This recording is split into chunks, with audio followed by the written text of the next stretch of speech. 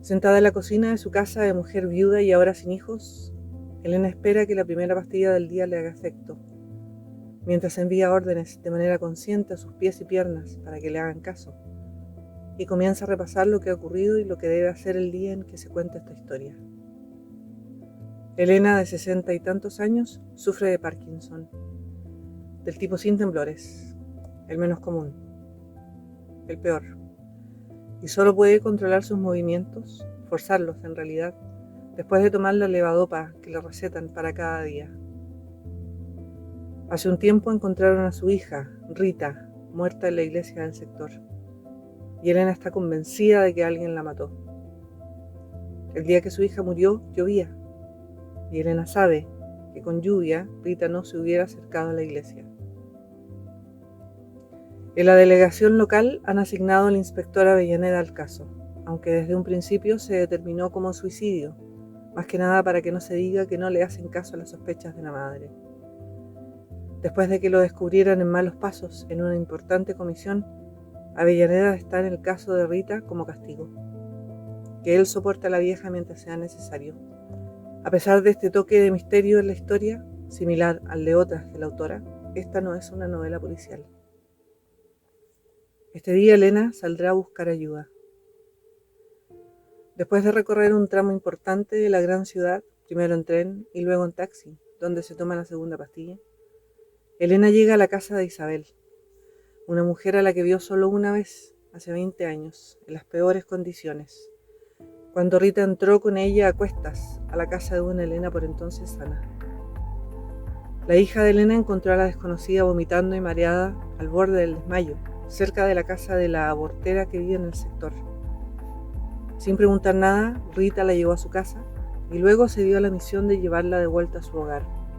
Mientras pasaba el rato tratando de convencerla de que el aborto es pecado, los hijos son siempre una bendición, por lo que ella no iba a permitir que condenara su alma con lo que había venido a hacer. Pero en el presente, al llegar a la casa de Isabel, esta recuerda a Elena y le da otra versión de los hechos. El gran favor que Elena siente que le debe ha sido una tortura para Isabel todos estos años. No quería tener a ese hijo porque su marido es un manipulador enfermizo que después de forzarla a llevar el embarazo a término, la ha mantenido prácticamente prisionera en esta casa por décadas. Las dos mujeres se quedan conversando mientras Elena espera que le haga efecto la tercera pastilla del día, devastada tras empezar a comprender que Rita efectivamente se mató y que la poderosa razón que la llevó a hacerlo perseguirá a Elena por el resto de lo que le queda de vida. Los temas que Claudia Piñeiro toca en este libro son varios y muy importantes, aunque escasamente abordados. La vejez enferma y sin dinero, los servicios de salud pública, en este caso en Argentina, pero la burocracia, las esperas y la apatía podrían estar describiendo cualquier país de Latinoamérica.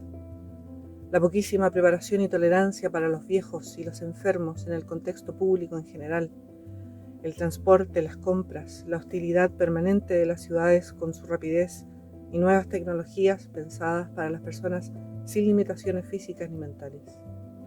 La nula atención que se presta a quienes deben cuidar a los enfermos, abandonando sus vidas para dedicarse muchas veces a velar por personas que, como en el caso de Elena, no son los viejitos tiernos y cooperadores como los que aparecen en comerciales y películas navideñas, sino seres apáticos, enojados, encerrados en su enfermedad, completamente incapaces de ver cómo su condición afecta a los demás de la peor manera. Elena no es una mujer simpática, no tiene por qué serlo solo porque está enferma o es una anciana, que desde antes del Parkinson ya era una carga, siempre criticando, nunca contenta con la vida ni las decisiones de su hija, a quien consideraba como una solterona fracasada.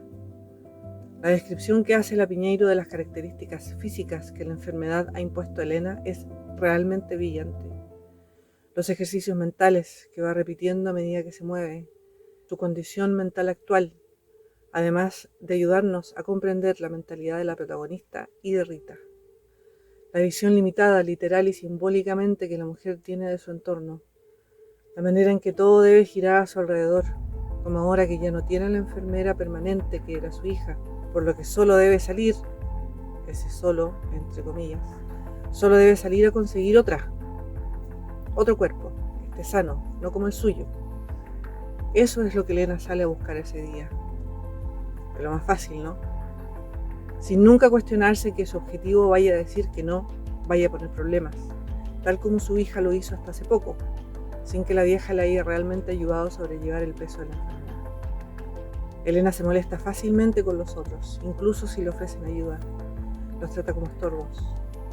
Por su parte, una vez que la enfermedad se estableció en sus vidas, Rita guardó sus sentimientos muy en el fondo y nunca realmente conversó acerca de lo que ocurría con Elena, en gran medida por lo complicado que resultaba aceptar esta nueva realidad y porque Elena hacía difícil cualquier acomodo que ayudara a aliviar la situación para Rita.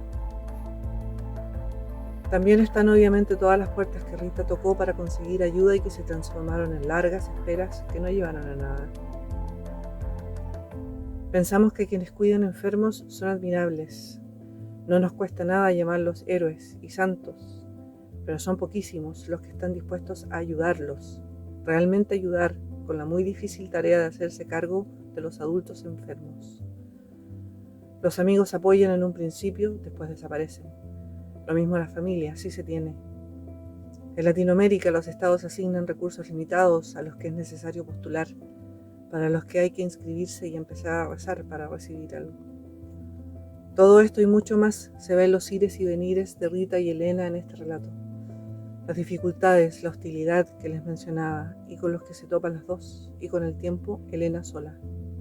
Esta es la única novela escrita originalmente en castellano nominada a la versión actual del Premio Booker Internacional, y no me extrañaría en lo más mínimo que se hiciera con el galardón. La historia se publicó originalmente en 2007, y es otro ejemplo del estilo y el talento de la Piñeiro para armar relatos con personajes muy humanos, muy creíbles y vulnerables, en este caso en un libro corto, que se lee rápidamente. Lo recomiendo de todo corazón.